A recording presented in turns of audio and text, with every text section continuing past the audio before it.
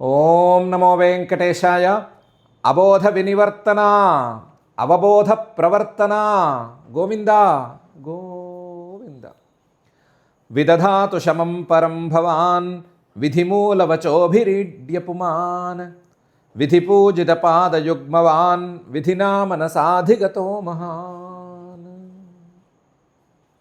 అని అతులిత కరుణా వరుణాలయుడైన శ్రీనివాస పరమాత్మని భక్తిగా ప్రార్థించుకుంటూ శ్రీశుకుల వారు ఉపదేశం చేసిన శ్రీమద్ భాగవతం యొక్క అధ్యయన కార్యక్రమాన్ని మనం ప్రారంభించుకుందాము. యథాప్రకారం ప్రార్థనా శ్లోకాలను చదువుకుని మంగళాచరణం చేసుకుందాము. శ్రీ గణేశ ప్రార్థన. వాగీషాద్యాస్సు మనసః సర్వార్థానాముపక్రమే యన్నత్వా కృతకృత్యా స్యుః తన్నమామి గజాననం. శ్రీ గురు ప్రార్థన. గురుర్బ్రహ్మా గురుర్విష్ణుః గురుర్దేవో మహేశ్వరః గురుః సాక్షాత్ పరం బ్రహ్మ తస్మై శ్రీ గురవే నమః. శ్రీనివాస ప్రార్థన. శైలాగ్రకృతవాసాయ వేలాతీతదయాబ్ధయే లీలానిర్జితమాయాయ శ్రీనివాసాయ తే నమః. అథ సంకల్పః అస్మాకం ఉపాత్త సమస్త దురిత క్షయ ద్వారా బుద్ధిశుద్ధ్యర్థం విద్యాభివృద్ధ్యర్థం భక్తిజ్ఞానవైరాగ్యాది తదనుకూల సర్వసంపత్సమృద్ధ్యర్థం శ్రీ పరమేశ్వర ప్రీత్యర్థం శ్రీమద్భాగవత పాఠం కరిష్యామహే. అస్య శ్రీమద్భాగవత స్తోత్ర మహామంత్రస్య నారద ఋషిః బృహతి ఛందః శ్రీకృష్ణః పరమాత్మా దేవత బ్రహ్మబీజం భక్తిశక్తిః జ్ఞానవైరాగ్యే కీలకం. అస్మాకం శ్రీమద్భగవత్ప్రసాదసిద్ధ్యర్థే పాఠే వినియోగः ధ్యానం నారాయణాంకరహితాబ్జవికాసశుద్ధం వ్యాసప్రసూతశుకతారకభాసబద్ధం సంసారమూలఘనతామసనాశసిద్ధం స్వాకాశమాశ్రయత భాగవతం సమృద్ధం. శ్రీ గురుభ్యో నమః. 17వ అధ్యాయంలో చంద్రవంశంలో కొంతమంది రాజుల్ని వర్ణించుకుంటూ వచ్చినటువంటి శ్రీశుకుల వారు 18వ అధ్యాయంలో నహుషుడి యొక్క సంతానాన్ని గురించి క్రమంగా చెప్పుకుంటూ వస్తున్నారు. నహుష చరిత్రని శ్రీశుకుల వారు ముట్టుకోవటం లేదు. నహుషుడి యొక్క పిల్లల చరిత్రలో ప్రధానంగా యయాతి గారి చరిత్రనే ప్రధానంగా చెప్తున్నారు. దానిలో భాగంగా శ్రీశుక ఉవాచ. శ్రీశుకుల వారు అంటున్నారు, యతిర్యయాతి సంయాతి ఆయతిర్వియతి కృతి షడిమే నహుషస్యాసన్ ఇంద్రియాణీవ దేహినః అని ప్రారంభించి, నహుష మహారాజు గారికి 6 పిల్లలు. అందులో పెద్ద ఆయన చిన్న ఆయన తెలీదు. యతి యయాతి సంయాతి ఆయతి వియతి కృతి అని 6కి 6 పేర్లు పెట్టుకున్నాడు. అందరికీ తి తి తి అని వచ్చేటట్లు పెట్టాడు. ఇంకా కూడా యాతి యాతి వచ్చేటట్లు చాలామందికి పెట్టాడు. కాకపోతే చివరి ఆయనకి కృతి అని పడిపోయింది. ఆయన దాంట్లో యా మిగలలేదు. మంచి పేర్లు, అందంగా ఉండే పేర్లు 6కి పెట్టుకున్నాడు. వీళ్ళు ఒక శరీరానికి ఉండవలసినటువంటి 6 ఇంద్రియాలలాగా తండ్రి గారికి చక్కగా పనిచేసి పెట్టారు. శరీరానికి 6 ఇంద్రియాలు ఎంత ప్రధానమో, పంచ జ్ఞానేంద్రియాలు మనస్సు అనేవి ఎంత ప్రధానమో, ఈ తండ్రికి కూడా ఈ పిల్లవాళ్ళు అంత ప్రధానంగా చక్కగా వచ్చారు. షడిమే నహుషస్యాసన్ ఇంద్రియాణీవ దేహినః.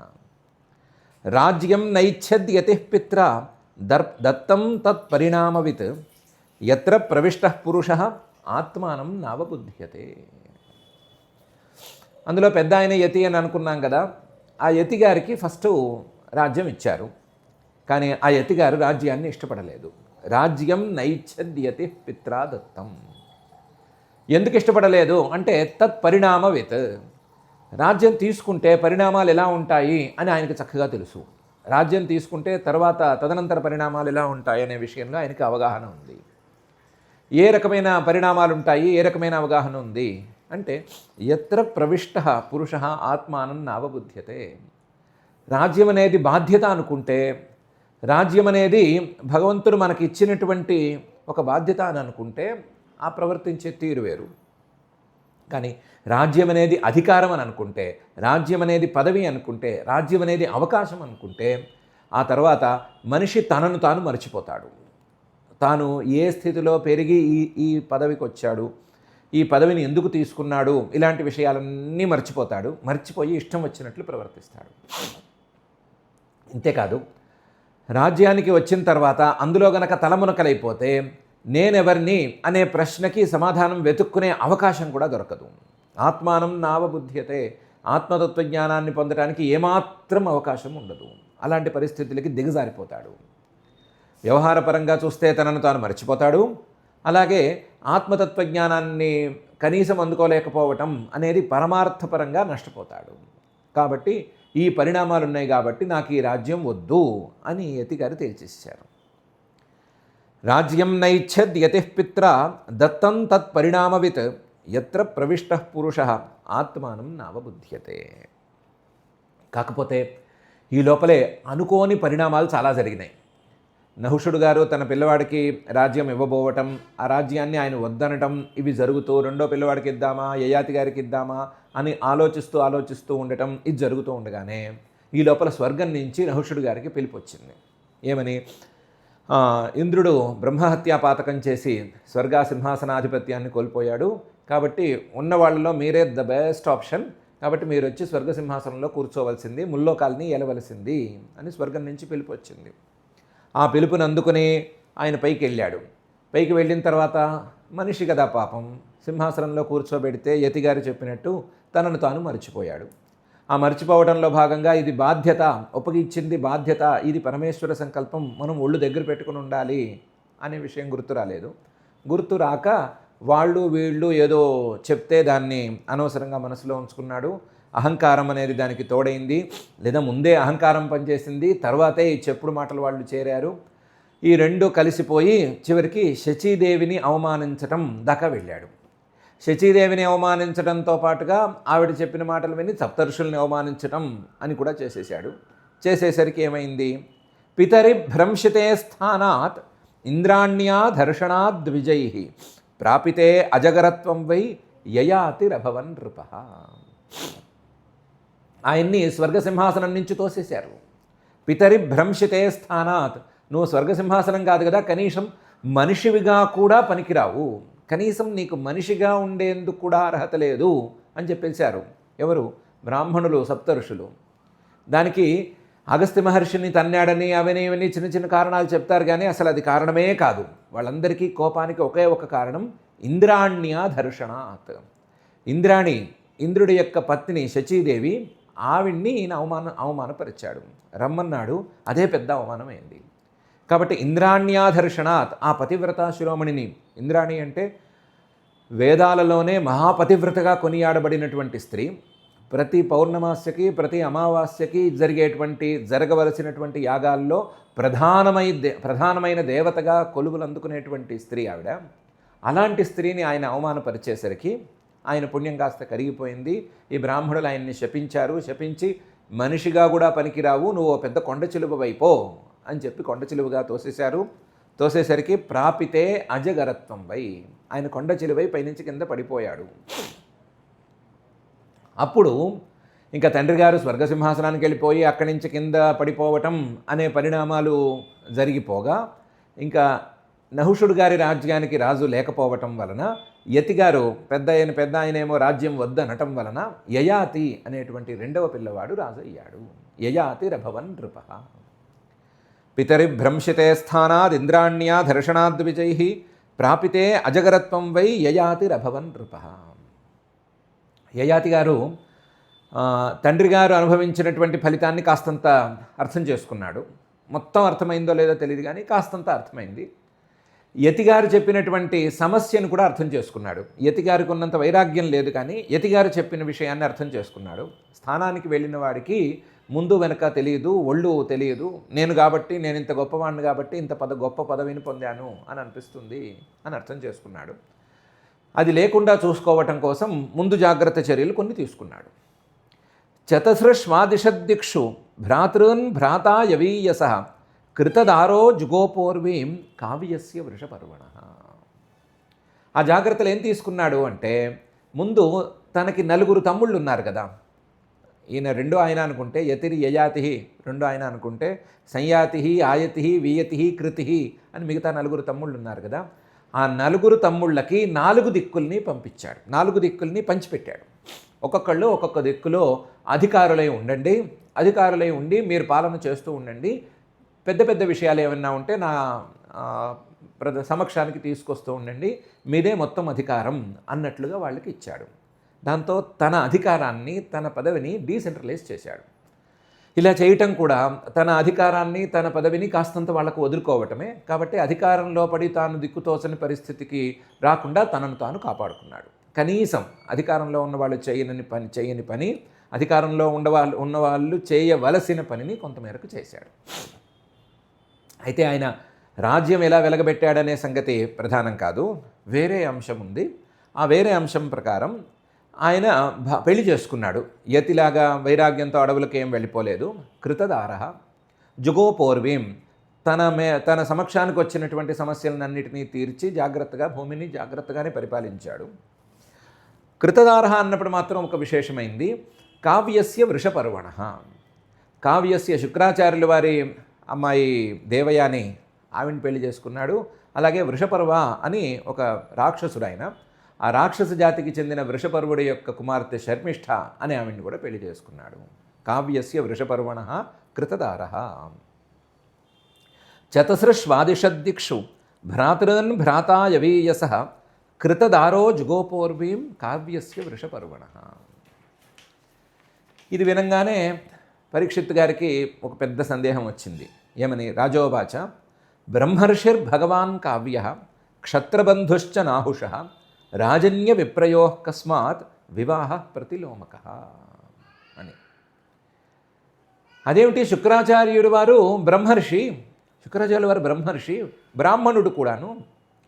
ఈ నహుషుడి యొక్క కొడుకు యయాతి గారు మాత్రం క్షత్రబంధు, క్షత్రియుడు. వీళ్ళిద్దరికీ వివాహం ఎలా అయింది? బ్రహ్మర్షిర్భగవాన్ కావ్య క్షత్రబంధుశ్చ నాహుష రాజన్య విప్రయో కస్మాత్ వివాహ. ఈ రాజుగారికి బ్రాహ్మణుల అమ్మాయిని ఎలా ఇచ్చారు? వాళ్ళిద్దరికీ వివాహం ఎలా అయింది? అందులోనూ ఇది ప్రతిలోమ వివాహం. వివాహ వ్యవస్థలో అనులోమ వివాహాలని కొన్ని, ప్రతిలోమ వివాహాలని కొన్ని ఉన్నాయి. వాటిలో భాగంగా రాజుగారు బ్రాహ్మణుల అమ్మాయిని పెళ్లి చేసుకోకూడదు అని ఉంది. ఈ రాజుగారు యయాతి గారు బ్రాహ్మణుడి శుక్రాచార్యుడి అమ్మాయిని ఇలా చేసుకున్నాడు. అందులోనూ ఆయన ఏమి శుక్రాచార్యుడు వారు తెలియని వారు కాదు, ఆయన బ్రహ్మర్షి, అన్నీ తెలిసినవాడైన. రాక్షసుల పంచను ఎందుకు చేరాడు అనే సంగతి మనకి ఎవరికీ తెలియదు, అదేదో పరమేశ్వర సంకల్పం అనుకోవాలి. అది తప్ప మిగతావన్నీ ఆయనలో బ్రహ్మర్షి లక్షణాలే. అలాంటి శుక్రాచార్యుడు ఈయనకి పిల్లని ఎందుకు ఇచ్చాడు? బ్రహ్మర్షిర్భగవాన్ కావ్య క్షత్రబంధుశ్చ నాహుష రాజన్య విప్రయో కస్మాత్ వివాహ ప్రతిలోమక అని అడిగాడు. అడిగితే దాన్ని చెప్పడం కోసమే ఈ విషయం ఎత్తాను, దాన్ని చెప్పడం కోసమే యయాతి గారి చరిత్రను ప్రారంభించాను, దాన్ని వివరంగా చెప్తాను విను అని శ్రీశుక ఉవాచ. శ్రీశుకుల వారు చెప్తున్నారు. ఏకదా దానవేంద్రస్య శర్మిష్ఠా నామ కన్యక సఖీ సహస్ర సంయుక్త గురుపుత్ర్యాచ భామిని. వృషపర్వుడు అని రాక్షసులకు రాజు. ఆయనకి రాక్షసులకి సహజంగా గురువు శుక్రాచార్యుడు కాబట్టి శుక్రాచార్యుడే గురువు. ఈ శుక్రాచార్యుడికి దేవయాని అని ఒక కూతురు ఉండేది, వృషపర్వుడికేమో శర్మిష్ఠ అని ఒక కూతురు ఉండేది. ఈ శర్మిష్ఠ దేవయాని వీళ్ళిద్దరూ దాదాపు ఒకే వయస్సు అవ్వటం చేత ఈ గురుపుత్రికతో శర్మిష్ఠ స్నేహం చేస్తూ వచ్చింది, లేదా రాజుగారి అమ్మాయితో దేవయాని స్నేహం చేస్తూ వచ్చింది. వీళ్ళిద్దరి మధ్య స్నేహం ఉండేది. ఆ స్నేహంలో భాగంగా ఒకరోజు ఈ దానవేంద్రుడి యొక్క వృషపర్వుడి యొక్క కూతురు శర్మిష్ఠ అనేటువంటి కన్యక, అప్పటికి ఆవిడికి పెళ్లి కూడా కాలేదు. పెళ్లి కాని కూతురు సఖీ సహస్ర సంయుక్త తన చెలికత్తెలు 1000 మంది వెంటరాగా దేవయానిని కూడా పిలుచుకొని విహారానికని బయలుదేరింది. ఏకదా దానవేంద్రస్య శర్మిష్ఠానామ కన్యక సఖీ సహస్ర సంయుక్త గురుపుత్ర్యాచ భామిని దేవయాన్యా పురోద్యానే పుష్పితద్రుమ సంకులే వ్యచరత్ కల గీతాలి నలినీ పులినే బల. దేవయాని శర్మిష్ఠ గారి 1000 మంది చెలికత్తెలు, దేవయానికి మాత్రం చెలికత్తెలేరు, ఆవిడొక్కతే. ఆ, రాజుగారి కూతురుకు మాత్రం 1000 మంది చెలికత్తెలు. వీళ్ళందరూ కలిసి పురోద్యానం నగరంలో ఉండేటువంటి పెద్ద పార్కుకు వెళ్ళారు. అదేదో నగరోద్యానం అంటే చిన్నదేదో చోటు లేక ఆ మూల ఈ మూల పెట్టింది కాదు, ఇది పెద్ద ఉద్యానం. ఆ పెద్ద ఉద్యానంలో ఎక్కడ చూసినా సరే పూలు పూచి ఉన్నాయి. పూలు పూచిన పెద్ద పెద్ద చెట్లతో ఆ ఉద్యానం చాలా రమణీయంగా ఉంది. అందులో కల గీతాలి నలిని పులినే, పెద్ద పెద్ద చెరువులు, మడుగులు లాంటివి ఉన్నాయి. ఆ మడుగుల లోపల తామర పూలు, మడుగుల చుట్టూ పూల చెట్లు, ఆ పూల చెట్ల మీద ఉండేటువంటి పూల మీద ఎక్కడ లేని తుమ్మెదలు, వాటి గోల, అలాగే ఆ తొమ్మిదలతో పాటు మిగతా పక్షులు, వీటన్నిటితో అక్కడంతా కూడా గోలగా ఉంది. లేదా కలం ఒక విచిత్రమైన అందమైన శబ్దం వస్తోంది. అలాంటి అందమైన శబ్దం వచ్చేటువంటి ఆ మడుగుల తాలూకు తీరాలలో, ఆ మడుగుల తాలూకు పులినాల్లో, లేదా ఆ మడుగులు ఉన్నటువంటి ఆ ఉద్యానవనంలో వీళ్ళు చాలా ఇష్టం వచ్చినట్లు తిరిగారు, చాలా స్వేచ్ఛగా విహరించారు. అబల వీళ్ళు ఒకసారి ఆ ఉద్యానంలోకి వెళ్ళిపోతే చుట్టూ సెక్యూరిటీ ఉంటుంది. ఎవ్వరూ లోపలికి ప్రవేశించడానికి వీల్లేదు.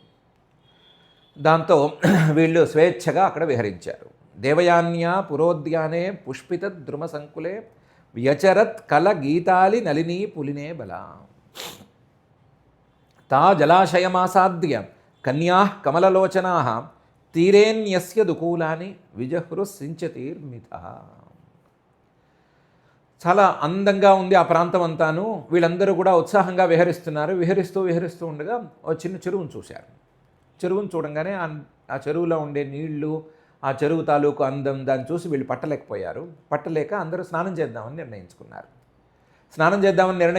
కానీ పాపం స్నానానికి కావాల్సినవి ఏమీ తెచ్చుకోలేకపోయినా చుట్టూ రక్షణ ఎలాగూ ఉంది కదా అని అనుకుని వీళ్ళు ఏం చేశారంటే వాళ్ళ వస్త్రాలన్నిటినీ ఒడ్డున పెట్టేసి లోపలికి దిగి స్నానాలు చేయటం మొదలుపెట్టారు. ఇష్టం వచ్చినట్టు స్నానాలు చేస్తున్నారు. ఒకళ్ళ మీద ఒకళ్ళు నీళ్లు చల్లుకుంటున్నారు, ఒకళ్ళ మీద ఒకళ్ళు పరిహాసాలు ఆడుకుంటున్నారు, చాలా సంతోషంగా గడుపుతున్నారు. తా జలాశయమాసాద్య కన్యా కమలలోచనా తీరేన్యస్య దుకూలాని విజహృసించతీర్మిత. వీ లోపల వీక్ష్య వ్రజంతం గిరిశం సహదేవ్యా వృషస్థితం సహసోత్తీర్య వాసాంసి పర్యధుర్వ్రీడితా స్త్రియ. ఎవరు తపస్సు చేశారో, ఎవరిని అనుగ్రహించడానికి పార్వతీ పరమేశ్వరులు బయలుదేరారో తెలియదు, కానీ వాళ్ళిద్దరూ వృషభ వాహనాన్ని ఎక్కి ఎక్కడికో వెళుతున్నారు, ఆకాశ మార్గంలో వెళుతున్నారు. ఆ పార్వతీ పరమేశ్వరుల్ని ఈ స్నానాలు చేస్తున్న ఆడపిల్లలందరూ ఒకసారి చూశారు. వాళ్ళ స్థాయికి పార్వతీ పరమేశ్వరులు కనిపిస్తారో ఏమో కానీ వాళ్ళు కనిపించేసరికి అమ్మో అని అందరూ సిగ్గుపడి అమ్మో పరమేశ్వరుడు వెళుతుంటే మనం బట్టలు లేకుండా ఉండేటువంటి ఒంటి మీద అని అనుకుని ఏం చేశారు, హడావిడిగా అందరూ చెరువుల్లోంచి బయటకు వచ్చారు. ఆ చెరువులోంచి బయటకు వచ్చి హడావిడిగా అందరూ మొదలు వస్త్రాలను కప్పుకున్నారు. వీక్ష్య వ్రజంతం గిరిశం సహదేవ్యా వృషస్థితం. అప్పుడు గిరీశుడు, పరమేశ్వరుడు వృషస్థితం ఎద్దు మీదకి ఎక్కి, అంటే నందీశ్వరుడి మీదకి ఎక్కి అమ్మవారితో సహా ఎక్కడికో వెళుతున్నాడు. అసలు వీళ్ళని చూడనే లేదు, వీళ్ళని పట్టించుకోలేదు. ఆయన వెళుతున్నాడు. కానీ వీళ్ళు ఆయన్ని చూసి అమ్మో సహసోత్తీర్య, ఆయన చూస్తూ ఉండగా మనం ఇలా ఉండొచ్చా అని అనుకుని సిగ్గుపడి పరిగెత్తుకుంటూ ఒడ్డుకొచ్చి వాసాంసి పర్యధు, వాళ్ళ బట్టలను వాళ్ళు కట్టుకున్నారు. వ్రీడితా స్త్రీ, చాలా సిగ్గుపడ్డారు. అయ్యో ఇదేం పని చేశాము అని. ఎవరు మగ పురుగు అనేవాడు లోపలికి రాడు అనే ధైర్యం ఉంది, చుట్టూ సెక్యూరిటీ ఉంది అనే ధైర్యంతో ఈ పని చేశారు. కానీ అమ్మో ఆకాశంలో వెళ్ళే పరమేశ్వరుడికి ఇలా కనిపించేశామే అని సిగ్గుపడ్డారు. ఆయన చూడకపోయినా సిగ్గుపడ్డారు. ఈ లోపల ఏమైంది, శర్మిష్ఠా అజానతీవాస గురుపుత్ర సమవ్యయత్ స్వీయం మత్వా ప్రకుపిత దేవయానీదం అబ్రవీత్. రాక్షసరాజు గారు వృషపర్వుడి యొక్క కుమార్తె శర్మిష్ఠ అనే ఆవిడ ఈ హడావిడిలో చూసుకోకుండా తన గురుపుత్రిక అయినటువంటి శుక్రాచార్యుడి కుమార్తె అయినటువంటి దేవయాని గారి తాలూకు వస్త్రాలను తీసుకుని ధరించేసేసింది. హడావిడిగా, తెలుసుకోకుండా, చూడకుండానే. తెలిస్తే పాపం ఆ బట్టలు కట్టుకునేది కాదు. పాపం శుక్రాచార్యుడికి పెద్దగా సంపదలు అవి ఏం లేవు, దేవయానికి పెద్దగా విలువైన దుస్తులేమీ లేవు. చూసుకోకుండానే ఈవిడ తనది అని అనుకోకుండానే హడావిడిలో కట్టుకుంది. శర్మిష్ఠా అజానతి వాస గురుపుత్ర సమవ్యయత్. గురుపుత్రి అయిన దేవయాని బట్టల్ని వీడు కట్టుకుంది. అది చూస్తే స్వీయం మత్వ, తనదే అనుకుని కట్టుకుంది. తనది కాకపోతే కట్టుకునేది కూడా కాదు. తనది కాకపోతే ఇంత విలువ తక్కువది కట్టుకునే పరిస్థితి ఆవిడకి లేనే లేదు. అయినా సరే ఇది తెలియక జరిగిన పొరపాటు అని అర్థం చేసుకోక దేవయాని ప్రకుపిత. దేవయానికి చాలా కోపం వచ్చింది. దాంతో నోటికొచ్చినట్టు దేవయాని పేలింది. ఈ దేవయాని కొంచెం తేడా క్యాండిడేటు అని అనాలి. మొత్తం కాకపోయినా కొంచెం అయితే ఖచ్చితంగా తేడా మనిషి. ఆ తేడాలో ఒళ్ళెరగక కోపం వచ్చి ఇష్టం వచ్చినట్టు మాట్లాడింది. ఎవరితో మాట్లాడింది? రాజుగారు అమ్మాయితో మాట్లాడింది. శర్మిష్ఠా జానతి వాసో గురుపుత్ర్యా సమవ్యయత్ స్వీయం మత్వా ప్రకుపిత దేవయానీదం అబ్రవీత్. అహో నిరీక్ష్యతామస్యాః దాస్యాః కర్మ హ్యసాంప్రతం అస్మద్ధార్యం ధృతవతి శునీవ హవిరధ్వరే అని మొదలుపెట్టింది. మొదలుపెట్టడమే హై పిచ్లో మొదలుపెట్టింది. మొదలుపెట్టడమే తిట్లు, హై ర్యాంక్ తిట్లే తిడుతోంది. అహో నిరీక్ష్యతాం, చూడండి దీని ధైర్యం చూడండి. అస్యాహ దాస్యాహ, ఇది మా ఇంటి ముందు కూర్చోవలసిన దాసీ పక్షి. ఎవరు? రాజుగారు కూతురు శర్మిష్ఠ, మా ఇంట ముందు పడవలసినటువంటి దాసీ పక్షి. ఈ దాసీ పక్షి చేయవలసిన పని ఏంటి, చేసిన పని ఏంటి అని చూడండి. కర్మహి అసాంప్రతం, అసలు చేయరాని పని, దాసులు చేయరాని పని చేసింది చూడండి. పని మనుషులు చేయరాని పని చేసింది. ఏం చేసింది? అస్మద్ధార్యం ధృతవతి, నేను కట్టుకోవాల్సిన బట్టలని కట్టుకుంది. ఎలా కట్టుకుంది? శునీవ హవిరధ్వరే, పెద్ద మంచి యజ్ఞం చేస్తూ ఆ యజ్ఞంలో దేవతలకి సమర్పించడానికి చక్కగా పురోడాశాలో లేదా మంచి ద్రవ్యాలో పెడితే ఆ ద్రవ్యాలని కుక్క వచ్చి తినేసినట్టు ఇది వచ్చి నా బట్టలు కట్టుకుంది. నా బట్టలంటే ఎంత పవిత్రమైనవి, దేవతలకి సమర్పించవలసినటువంటి పురోడాశాల లాంటి పవిత్రమైనవి నా బట్టలు. ఇది ఎలాంటిది? నా ఇంటి ముందు కూర్చోవలసినటువంటి కుక్క లాంటిది. అలాంటిది కుక్క వచ్చి నా బట్టలను కట్టుకొని చూడండి, ఎంత ధైర్యం దీనికి, ఎంత పని చేసింది అని అరిచింది. అహో నిరీక్ష్యతామస్యాః దాస్యాః కర్మ హ్యసాంప్రతం అస్మద్ధార్యం ధృతవతి శునీవ హవిరధ్వరే. అదేంటి, నీ ఇంటి ముందు ఆవిడ దాసి ఏమిటి, నువ్వు కట్టుకోవాల్సిన బట్టలన్నీ పురోడాశాల లాంటి పవిత్రమైనవేమిటి, ఈ రెండిటికి ఇంత తేడా ఎలా వచ్చేసింది మీ ఇద్దరికి అంటే ఆవిడ కారణాలేవో ఆవిడ చెప్పింది. యైరిదం తపసా సృష్టం ముఖం పుంసః పరస్యయే ధార్యతే యైరిహజ్యోతి శివః పంథాశ్చ దర్శితః అని. మేమెవరము? మేము బ్రాహ్మణులము. బ్రాహ్మణులం అంటే ఎలాంటి వాళ్ళం? యైరిదం తపసా సృష్టం, అసలు ఈ విశ్వాన్ని మొత్తాన్ని బ్రాహ్మణులే కదా తపస్సుతో సృష్టి చేసి పెట్టారు. బ్రాహ్మణుల యొక్క తపస్సుతోనే కదా ఈ విశ్వమంతా దాని స్థానాలలో అది ఉండి చక్కగా ఉంటుంది. ముఖం పుంసః పరస్యయే బ్రాహ్మణోస్య ముఖమాసీత్ అని కదా వేదవాక్యం.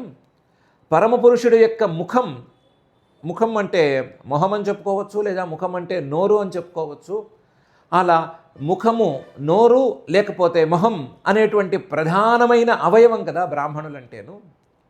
ఎలాగైతే నోరు అనేది తృప్తి ద్వారం అవుతుందో అలాగే బ్రాహ్మణులు అనేది పరమాత్మకు తృప్తి ద్వారం అని కదా చాలాసార్లు చెప్పుకుంటూ వచ్చారు మీరందరూ కూడాను. అలాంటి పరమపురుషుడు యొక్క ముఖం తృప్తి ద్వారమైనటువంటి వాళ్ళు కదా బ్రాహ్మణులు. ధార్యతే యైరిహజ్యోతి, బ్రహ్మ, పరమాత్మ, పరబ్రహ్మ అనేది ఎవరికైనా చెప్పాలంటే ఎవరు చెప్పాలి? బ్రాహ్మణులే చెప్పాలి. మిగతా వాళ్ళు చెప్తే ఎవరికేం అర్థమవుతుంది?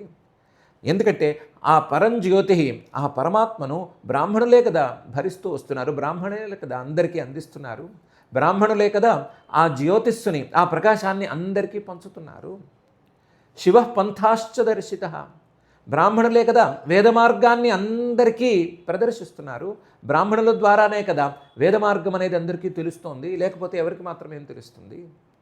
ఇలాంటి బ్రాహ్మణ వంశానికి చెందిన దాన్ని నేను, నాకు సంబంధించిన ఏ వస్తువైనా సరే అతి పవిత్రం, ఇలాంటి పవిత్రమైన వస్తువుని ఈ కుక్కలాంటి శర్మిష్ఠ వచ్చి ఎలా ముట్టుకుంటుంది అని గోల చేసింది. యైరిదం తపసా సృష్టం ముఖం పుంసః పరస్యయే ధార్యతే యైరిహజ్యోతి శివః పంథాశ్చ దర్శితః అని. చాలేదు, యాన్ వందంత్యుపతిష్టంతే లోకనాథాః సురేశ్వరాః భగవానపి విశ్వాత్మ పావన శ్రీనికేతన. మమ్మల్ని చూస్తే చాలు దేవతలు నుంచుని దండం పెడతారా పెట్టరా? యాన్ వందంతి లోకనాథ, లోకపాలకులంతటి వాళ్ళు మమ్మల్ని చూస్తే లేచి దండం పెడతారు. ఉపతిష్టంతే, అసలు మా దగ్గరకు వచ్చి మంచి మాటలు మాట్లాడి, అయ్యా మీరు అలాంటి వాళ్ళు ఇలాంటి వాళ్ళు, మీ తపస్సు అంత గొప్పది ఇంత గొప్పది అని పెద్ద పెద్ద పెద్ద దేవతాగణాల్లో శ్రేష్ఠులైన వాళ్ళే వచ్చి స్తుతి వాక్యాలు పలుకుతారు. వందంతి ఉపతిష్టంతే లోకనాథ సురేశ్వర, అలాంటి వాళ్ళం మేము. భగవానపి విశ్వాత్మా పావన శ్రీనికేతన. మాది భృగువంశం. శుక్రాచార్యుడికి భార్గవుడు అని పేరు కూడా ఉంది. భార్గవుడు అంటే భృగువంశంలో పుట్టినవాడు అని. మా భృగువంశాల్లో ప్రధానమైన వాడు భృగు మహర్షి గారు. ఆయన వెళ్ళి కాలితో గుండెల మీద తంతే భగవానపి విశ్వాత్మ, విశ్వాత్మకుడైనటువంటి ఆ భగవంతుడు పావన, అందరినీ పవిత్రం చేసేటువంటి వాడు. శ్రీనికేతన, శ్రీకి లక్ష్మీదేవికి ఆశ్రయంగా ఉండవలసిన వాడు. అంతటి వాడు కూడా వందంతి, కాళ్ళు పట్టుకుని ఏదో ఒత్తినట్టు ఒత్తి పనిలో పని కన్ను నలిపితే నలిపాడే కానీ, అదేదో పనులు చేశాడు కానీ కోపగించుకోలేదు. అయ్యో నన్ను తంతే మీకేమైనా కాలుకి నొప్పి తగిలిందా అనే మాటే మాట్లాడాడు. అంటే మా భృగు మహర్షి గారు అంత స్థాయివాడు, అంత గొప్పవాడు. ఆయన వంశానికి చెందినటువంటి మేము అంత గొప్పవాళ్ళము, అంత కాకపోయినా అంతా గొప్పవాళ్ళము. ఇలాంటి గొప్పవాళ్ళమైన మా వస్త్రాలని, అతి పవిత్రమైన మా వస్త్రాలని, ఎలాంటి వాళ్ళ వస్త్రాలని? సాక్షాత్తు శ్రీమన్మహావిష్ణువే, ఆయన కింద ఉండేటువంటి లోకపాలకులే, ఆయన కింద ఉండేటువంటి దేవతలే, వాళ్లే గౌరవించేటువంటి మా వస్త్రాలని ఈ శర్మిష్ఠ ఎలా తొడుక్కుంది అని అరిచిగోల చేసింది. యాన్ వందంత్యుపతిష్టంతే లోకనాథా సురేశ్వర భగవానపి విశ్వాత్మా పావన శ్రీనికేతన. వయం తత్రాపి భృగవ శిష్యోస్యానః పితాసురః అస్మద్ధార్యం ధృతవతి శూద్రో వేదమివాసతి. వయం తత్రాపి భృగవ, బ్రాహ్మణుల్లో కూడా మేము భృగువంశానికి చెందిన వాళ్ళం. భృగువంశానికి చెందిన వాళ్ళకి స్పెషల్ పవర్స్ ఉంటాయి, స్పెషల్ పవిత్రత ఉంటుంది, వాళ్ళకు స్పెషాలిటీ ఉంటుంది. అలాంటి మాకు చెందిన ఈ వస్త్రాన్ని కట్టుకుంటుందా? శిష్యోస్యానః పితాసురః, ఈ తండ్రి శర్మిష్ఠ తాలూకు తండ్రి మా శిష్యుడు. మా నాన్నగారికి శిష్యుడు అంటే నాకు కూడా శిష్యుడే కదా. కాబట్టి శిష్యోస్యానః పితాసురః, పైగా వాడు రాక్షసుడైన వాడు నాకు తండ్రి. రాక్షసుడైన వాడు తండ్రి, ఈ శర్మిష్ఠకి తండ్రి మాకు శిష్యుడైతే రాక్షసుడిగా సహజంగానే తక్కువ వాడు, అందులోనూ మా శిష్యుడు కాబట్టి ఇంకా తక్కువ స్థాయి వాడు. ఎలా నా బట్టలు కట్టుకుంటుంది? అస్మద్ధార్యం ధృతవతి, నేను కట్టుకోవాల్సిన బట్టలు కట్టుకుంది, లేదా నేను కట్టుకుని విడిచిన బట్టల్ని కట్టుకుంది. శూద్రో వేదమివాసతి, అధికారం లేని వాళ్ళు, అర్హత లేని వాళ్ళు వేదం చదివినట్లుగా ఈ పని చేసేసింది. ఎంత తప్పు చేసింది అని గోల చేసింది. వయం తత్రాపి భృగవః శిష్యోస్యా నః పితాసురః అస్మద్ధార్యం ధృతవతి శూద్రో వేదమివాసతి.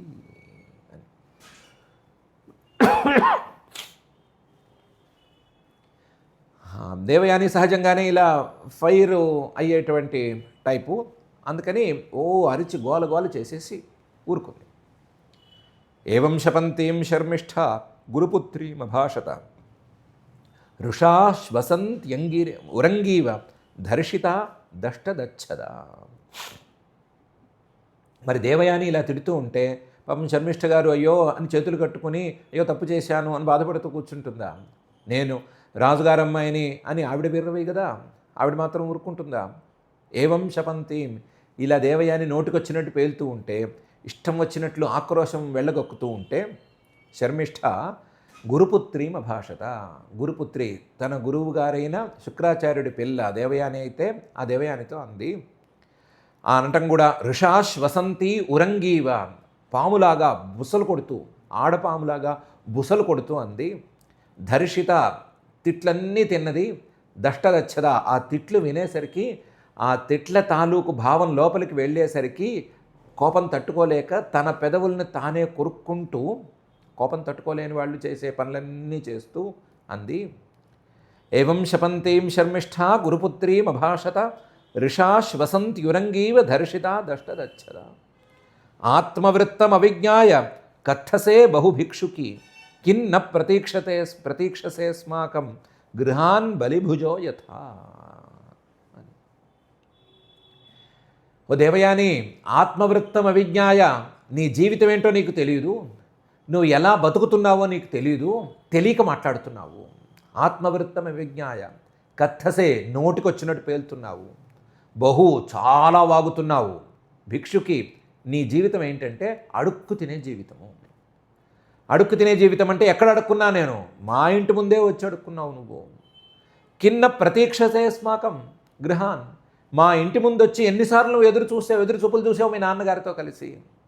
గృహాన్ బలిభుజో యథా, ఇళ్ల ముందుకు వెళ్ళిన కాకుల్లాగా, ఏమన్నా మెతుకులు పారేస్తారేమో మనం కూడా ఒక్కొక్క మెతుకుని ఎరుకు తిందామనుకునే కాకుల్లాగా ఎన్నిసార్లు నా ఇంటికి వచ్చి ఎదురు చూసావు నువ్వు. పోనీ కాకంటే నచ్చలేదు అనుకుంటే ఇంటి ముందుకు వచ్చేటువంటి కుక్కల్లాగా, గృహాన్ బలిభుజో యథ, ఇంటి ముందు ఎంగిలి మెతుకులు వేస్తే తినే కుక్కల్లాగా ఎన్నిసార్లు మీ నాన్న నువ్వు మా ఇంటి ముందుకు వచ్చి ఎదురు చూశారు మీరు. అలా మా ఇంటి ముందుకు వచ్చి కాకుల్లాగా కుక్కల్లాగా అడుక్కు తినేవాళ్ళలాగా ఉండవలసిన నువ్వు ఈరోజు ఏంటి పెద్ద పెద్ద మాటలు మాట్లాడుతున్నావు? ఆత్మవృత్తం అవిజ్ఞాయ కథసే బహుభిక్షుకి కిన్న ప్రతీక్షసే స్మాకం గృహాన్ బలిభుజో యథా అని ఈవిడ మొదలుపెట్టింది. ఆవిడ కుక్క అంటే ఈవిడ కుక్క అంది, ఆవిడ అనని కాకి అని కూడా ఈవిడ అంది. ఇది కాక మిగతావన్నీ భిక్షుకి అని అంది, అన్ని రకాలుగాను అంది. ఈవిడ అనవలసిన మాటలన్నీ కూడా అంది. ఏవం విధై సుపరుషై క్షిప్త్వాచార్య సుతాం సతీం శర్మిష్ఠా ప్రాక్షిపత్ కూపే వాస ఆదాయ మన్యునా. ఏవం విధై, ఈ రకంగా ఈవిడికి తోచినవన్నీ ఈవిడ తిట్లు తిట్టింది. సుపరుషై, ఏ తిట్టు పాపం స్థాయి తగ్గలేదు, అన్ని తిట్లు పొడిచేట్లుగానే పాపం తిట్టింది. క్షిప్త్వా, ఆ తిట్లన్నీ ఆచార్య సుతాం సతీం, పాపం దేవయాని మరీ చెడ్డది కూడా కాదు, పాపం మంచిదే, కాకపోతే టెంపరు ఎక్కువ. ఒక రకంగా వెంటనే ఆ పరిస్థితులకు తగ్గట్టుగా ఆలోచించకుండా ఆవేశపడిపోయేటువంటి రకం. అందువల్ల ఆ సతీం ఆవేశపడి పేలింది కాబట్టి పేలిన ఆవిడ్ని అంతకంటే ఎక్కువ ఈవిడ తిట్టినా కూడా చాలలేదు. త్వంశుంఠ అంటే త్వంశుంఠ సరిపోలేదు, లేదా త్వం కుక్క అంటే త్వం కుక్క అనుకుంటే సరిపోలేదు. సరిపోక నాకున్న బలం ఏంటో చూపిస్తాను అని చెప్పి ఏం చేసింది, శర్మిష్ఠ ప్రాక్షిపత్ కూపే వాస ఆదాయ మన్యున. ఈ దేవయానిని అక్కడి నుంచి కొంచెం అడవి ప్రాంతానికి తీసుకెళ్ళి, 1000 మంది ఎలాగూ చెలికత్తెలు ఉన్నారు కదా, వాళ్ళ సహాయంతో తీసుకెళ్ళి ఆ దేవయానిని బట్టలు కట్టుకోనివ్వకుండా ఆ బట్టలు లేని దేవయానిని ఒక పాడుపడిన బావిలోకి తోసేసింది. ఏవం విధై సుపరుషై క్షిప్త్వాచార్య సుతాం సతీం శర్మిష్ఠా ప్రాక్షిపత్ కూపే వాస ఆదాయ మన్యునా. పాపం దేవయాని గారికి ఇంకా అన్యాయమైనటువంటి పరిస్థితి ఎదురైంది. ఇంతకుముందు నా బట్టల్ని శర్మిష్ఠ కట్టుకుంది అనే కోపమే ఉండేది. ఇప్పుడు ఏంటంటే అసలు బట్టలే లేని పరిస్థితి, ఆ బట్టలే లేని పరిస్థితి, పాడుబడిన బావిలో పడిపోయిన పరిస్థితి, లేవలేదు, బయటికి రాలేదు, ఈ లోపల ఏ క్రూర మృగం వస్తుందో, మృగం వచ్చి తినేస్తుందో అని భయము, ఒకవైపు నుంచి చుట్టూ ఉండేటువంటి ప్రాంతాన్ని చీకటిని చూస్తే వచ్చేటువంటి భయము, అలాంటి భయంతో కూరుకుపోవాల్సి వచ్చింది. ఏవం విధై సుపరుషై క్షిప్త్వాచార్య సుతాం సతీం శర్మిష్ఠా ప్రాక్షిపత్ కూపే వాస ఆదాయ మన్యునా. తస్యాంగతాయాం స్వగృహం యయాతిర్మృగయాంచరన్ ప్రాప్తో యదృచ్ఛయా కూపే జలార్థీ తాం దదర్శః. తస్యాం గతాయాం స్వగృహం, శర్మిష్ఠ దేవయానిని ఇలా పాడుబడిన బావిలోకి తోసేసి ఇంటికి వెళ్ళిపోయింది. సైలెంట్గా వెళ్ళిపోయింది ఇంటికి. ఇది జరిగింది ఎవరికి ఏమీ చెప్పొద్దు అని మిగతా వాళ్ళతో చెప్పి వెళ్ళిపోయింది. ఈ లోపల ఆ ప్రాంతానికి యయాతి గారు తిరుగుతూ వచ్చాడు. ఆ యయాతి గారు ఎందుకో దైవ సంకల్పమో ఏమిటో తెలియదు, ఒంటరిగా తిరుగుతున్నాడు. ఒంటరిగా అక్కడికి వచ్చాడు. మృగయాం చరణ్, వేటాడుకుంటూ వచ్చాడు. ఒంటరిగా వేటాడటం అనేది ఆశ్చర్యం. ఎందుకంటే 4 తమ్ముళ్ళని 4 దిక్కుల్లోనూ పెట్టినటువంటి మహారాజు, చక్రవర్తి స్థాయిలో ఉన్నవాడు ఒంటరిగా వేటాడుతూ ఎందుకు వచ్చాడు అని తెలియదు. అది పరమేశ్వర సంకల్పం అనుకోవాలి. అలా వేటాడుతూ ఒంటరిగా అక్కడికి వచ్చాడు. వచ్చిన వాడికి ఆశ్చర్యం ఏంటంటే ప్రాప్తో యదృచ్ఛయ, ఆ ప్రాంతానికే యదృచ్ఛగా వచ్చాడు, అనుకోకుండా వచ్చాడు. ఆ ప్రాంతంలో కూడా ఆయనకి ఆ క్షణానే ఎందుకు అనిపించిందో దాహం అనిపించింది. దాహం అనిపిస్తే చుట్టుపక్కల ఎక్కడా నీళ్లు కనిపించలేదు. వీళ్ళు జలాశయం దగ్గర నుంచి, చెరువు దగ్గర నుంచి చాలా దూరం తీసుకొచ్చేసారు కదా, అడవి ప్రాంతానికి తీసుకొచ్చారు కదా. ఆ చుట్టుపక్కల ప్రాంతాల్లో చెరువు లేదు, నీళ్లు లేవు, నీళ్లు లేక జలార్థి నీటి కోసం వెతుకుతూ ఎదురిచ్ఛయ అక్కడ ఆ పాడుబడిన బావిని చూశాడు. చూసేసరికి తాం దదర్శ, బట్టలు లేని దేవయానిని చూశాడు. తస్యాంగతాయాం స్వగృహం యయాతిర్మృగయాంచరన్ ప్రాప్తో యదృచ్ఛయా కూపే జలార్థి తాం దదర్శ. మరి చూసిన వాడు ఏం చేశాడు, తర్వాత ఏం జరిగింది అనేది తెలుసుకోవాలి. అసలు అనవసరంగా ఈ శ్లోకం మొదలుపెట్టినట్టున్నాము, ఇందాకే ఆపుకోవాల్సింది. ఎందుకంటే మనం ఆలోచించవలసినటువంటి ప్రధానమైన విషయం వెనకాలే ఉంది. ఏం జరిగింది, మంచి జరిగిందో చెడు జరిగిందో తర్వాత జరిగిందేదో తెలుస్తుంది. కాకపోతే ఈ దేవయాని శర్మిష్ఠ అనే వాళ్ళిద్దరూ ఏం చేశారు అనేది మనం ఆలోచించుకోవాల్సిన విషయం. దేవయాని నేను గొప్పదాన్ని అనుకోవటానికి ఆవిడ దగ్గర ఏదో కొన్ని కారణాలు ఉన్నాయి. శర్మిష్ఠ నేను గొప్పదాన్ని అనుకోవటానికి ఆవిడ దగ్గర కొన్ని కారణాలు ఉన్నాయి. ఏ కారణాలని ఎవరిని కాదనలేము. ఎవరికి వాళ్ళు మేము గొప్పవాళ్ళము అని అనుకోవటానికి వాళ్ళ కారణాలు వాళ్ళకు ఉంటాయి. మేము గొప్పవాళ్ళమని అనుకుంటే ఎవరిని కాదనలేము మనం. అది నిజం అవ్వచ్చు, అబద్ధం అవ్వచ్చు, కానీ కాదనేందుకు పక్క వాళ్ళకి హక్కు లేదు. నువ్వు ఈ కారణంతో గొప్పదాన్ని అనుకుంటున్నావు కాబట్టి తప్పు అని ఎవరిని మనం వేలెత్తి చూపించలేము. వేలెత్తి చూపించగలిగింది ఎక్కడ అంటే నేను గొప్పదాన్ని కాబట్టి మిగతా వాళ్ళందరూ తక్కువ అని అన్నప్పుడు వేలెత్తి చూపించాలి. నువ్వు గొప్పదానివి అయితే అవ్వచ్చుగాక, నువ్వు గొప్పదానివి అయినంత మాత్రాన పక్క వాళ్ళు తక్కువ వాళ్ళు అవ్వటానికి వీల్లేదు అని చెప్పచ్చు. విశేషం ఏంటంటే ఈ గొప్పదాన్ని అని శర్మిష్ఠ అనుకుంది, దేవయాని అనుకుంది. అదే సమయంలో వీళ్ళిద్దరూ కూడా మనం వేలెత్తి చూపించవలసిన తప్పు చేశారు. ఏం చేశారు, నేను గొప్పదాన్ని, నువ్వు నాకంటే తక్కువ దానివి అని ఇద్దరూ అనుకున్నారు, ఒకళ్ళనొకళ్ళు అనుకున్నారు. ఇది శర్మిష్ఠ దేవయాని అనే కేసుల్లో తెలుస్తోంది. కానీ మనుషులందరిలోనూ ఈ లక్షణం సమానంగా ఉంది. మనుషులందరికీ ఈ లక్షణం సమానంగా ఉంది. ఏంటంటే ఎవరికి వాళ్ళకున్న కారణాలతో మేము గొప్ప మాత్రం సరిపోదు, మాకంటే మిగతా వాళ్ళు తక్కువ. ఎంత తక్కువ అంటే అతిహీనం, అతి నీచం, నికృష్టం అన్నంత తక్కువ. ఈ భావన అనేది కనుక మనిషి మనసులో ఒకసారి వచ్చేస్తే దేవయాని పడ్డ కష్టాలు పడక తప్పదు, శర్మిష్ఠ పడ్డ కష్టాలు కూడా పడక తప్పదు. తర్వాత శర్మిష్ఠ కూడా కష్టం పడింది. శర్మిష్ఠ పడ్డ కష్టాలు, దేవయాని పడ్డ కష్టాలు ఎవరికైనా తప్పవు. దీనికి మూల కారణం ఏంటంటే నేను గొప్ప అనుకోవటం కాదు, నేను గొప్ప, నాకంటే మిగతా వాళ్ళు తక్కువ అని అనుకోవటం. నేను గొప్ప అనుకోవటం నిజానికి మంచిదని కూడా చెప్పచ్చు. నేను గొప్ప కాబట్టి ఇలాంటి గొప్ప వంశానికి, గొప్ప కులానికి, గొప్ప హెరిటేజ్కి సంబంధించిన వాడిని కాబట్టి ఆ వంశానికి తగ్గట్లుగా నేను నడుచుకోవాలి అని అనిపించే తీరులో నడిచే మాట అయితే, అలా గనక బుద్ధి మరలే మాట అయితే నేను గొప్పవాణ్ణి అనుకోవటంలో ఎవరికీ ఇబ్బంది లేదు, ఎవరికీ నష్టం కూడా లేదు. కానీ ఇది గనక మిగతా వాళ్ళని తక్కువ చేసే పరిస్థితికి వచ్చే మాట అయితే తప్పనిసరిగా ఇబ్బంది కలుగుతుంది. అలా ఇబ్బంది కలుగుతుంది అని చెప్పడానికే పాడుబడిన బావిలో పడిపోయేంత పరిస్థితి. ఏంటి, ఎలాంటి పరిస్థితి? ఆడపిల్ల, ఒంటి మీద నూలు పోగు లేదు, ఓ పాడుబడిన బావి, చీకటి లాంటి బావి, ఏ క్రూరమృగం వస్తుందో, ఎలా వస్తుందో, ఏం జరుగుతుందో తెలియని భయం, ఎవరైనా రక్షించడానికి వస్తారో రారో తెలియని పరిస్థితి. ఇలాంటి పరిస్థితుల్లో ఉండే ఆడపిల్ల ఎంతగా భయపడుతుందో అలాంటి భయానికి గురి కావలసి రావచ్చు. అంతకంటే ఘోరమైనటువంటి కష్టాలకు గురి కావలసి రావచ్చు. అహంకారంతో పక్క వాళ్ళని తృణీకరించే వాళ్ళకి, అహంకారంతో మేము గొప్పవాళ్ళము అనే భావంతో మేము గొప్పగా ఉండాలి అని అనుకోకుండా మిగతా వాళ్ళని తృణీకరించాలి అనేటువంటి భావంతో నడుచుకునే వాళ్ళకి ఈ పరిస్థితి దాపురిస్తుంది అని ప్రత్యేకించి చెప్పటానికే శ్రీశుకుల వారు ఎంత వివరంగా ఈ కథను లాక్కొచ్చారు. సుమారుగా లేకపోతే 10 శ్లోకాల్లో ఇంత వర్ణించవలసినటువంటి అవసరమేం లేదు. ఈవిడ తప్పు చేసింది, ఆవిడ తప్పు చేసింది, ఈవిడ తప్పు చేసినందువల్ల ఆవిడ తోసేసింది అని ఒక్క శ్లోకంలో 2 మాటల్లో తేల్చేసేయచ్చు. అలా తేల్చకుండా ఇంత వివరంగా చెప్పడం ద్వారా శ్రీశుకుల వారు ఈ అంశాన్నే మనకు చెప్పదలిచారు. కాబట్టి మనం గొప్పవాళ్ళం, ఎవరికి వాళ్ళం గొప్పవాళ్ళం. కానీ మన పక్కన ఉన్నవాళ్ళు మాత్రం తక్కువ వాళ్ళు కారు, మనకంటే తక్కువ వాళ్ళు కారు. వాళ్ళ గొప్పదనాలేవో వాళ్ళకున్నాయి. మనం గొప్పవాళ్ళం ఎందుకు గొప్పవాళ్ళం అంటే పక్క వాళ్ళని తృణీకరించడానికి కాదు, మన గొప్పదనాన్ని నిలబెట్టుకోవటం కోసం, మన గొప్పదనంతో మనకు అంది వచ్చినటువంటి బాధ్యతలను మనం నెరవేర్చడం కోసం అనే అనుకోవాలి తప్ప వేరే రకంగా అనుకోకూడదు అనే విషయాన్ని శ్రీశుకుల వారు ఈ సందర్భంగా నొక్కి నొక్కి చెప్తున్నారు. కాబట్టి మనం ఈ విషయంలో జాగ్రత్తగా ఉందాము. అహంకారాన్ని రానివ్వకపోవటం అనేది ద బెస్ట్ వే, మంచి దారి.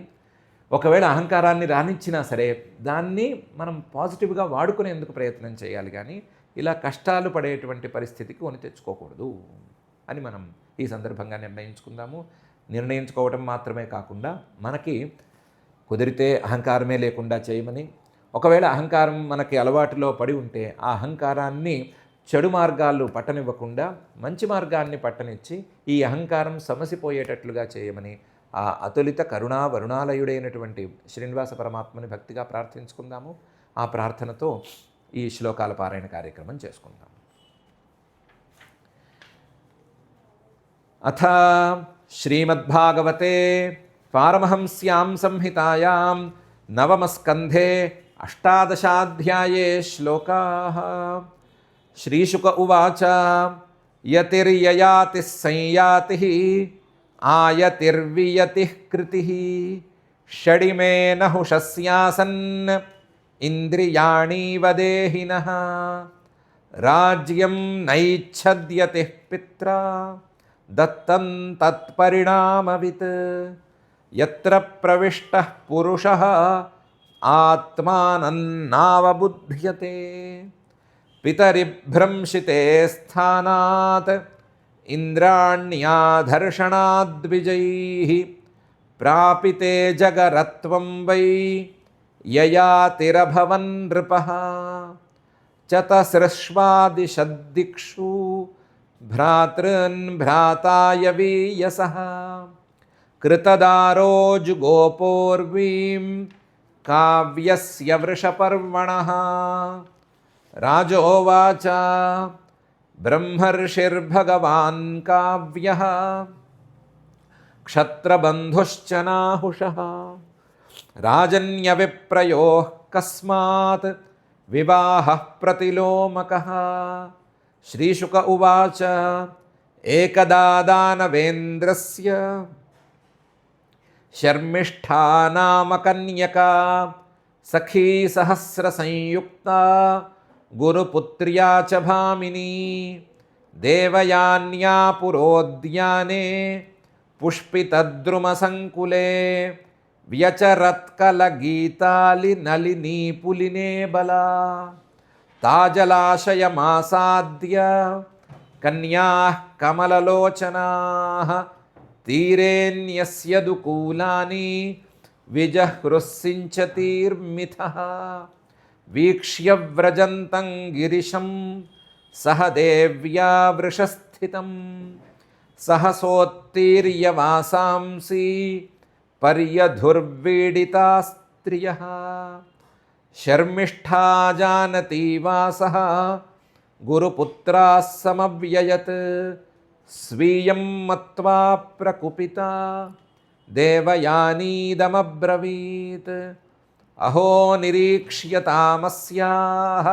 దాస్యాః కర్మ హ్యసాంప్రతం అస్మద్ధార్యం ధృతవతీ శునీవః విరధ్వరే యైరిదం తపసా సృష్టం ముఖం పుంసః పరస్య యే ధార్యతే యైరిహ జ్యోతిః శివః పంథాశ్చ దర్శితః యాన్ వందంత్యుపతిష్ఠన్తే లోకనాథాः సురేశ్వరాः భగవానపి విశ్వాత్మా పావనః శ్రీనికేతనः వయం తత్రాపి భృగవః శిష్యోస్యానః పితాసురः అస్మద్ధార్యం ధృతవతీ శూద్రో వేదమివాసతి ఏవం శపంతీం శర్మిష్ఠా గురుపుత్రీమభాషత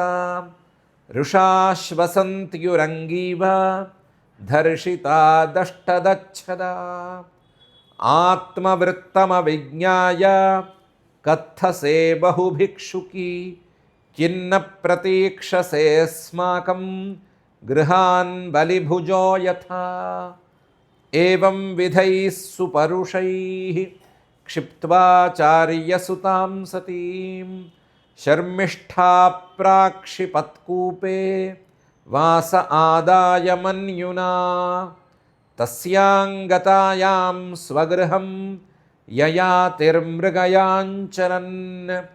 ప్రాప్తో యదృచ్ఛయా కూపే జలార్థీతాన్ దదర్శః ఇతి శ్రీమద్భాగవతే పారమహంస్యాం సంహితాయాం నవమస్కంధే అష్టాదశాధ్యాయే శ్లోకాః.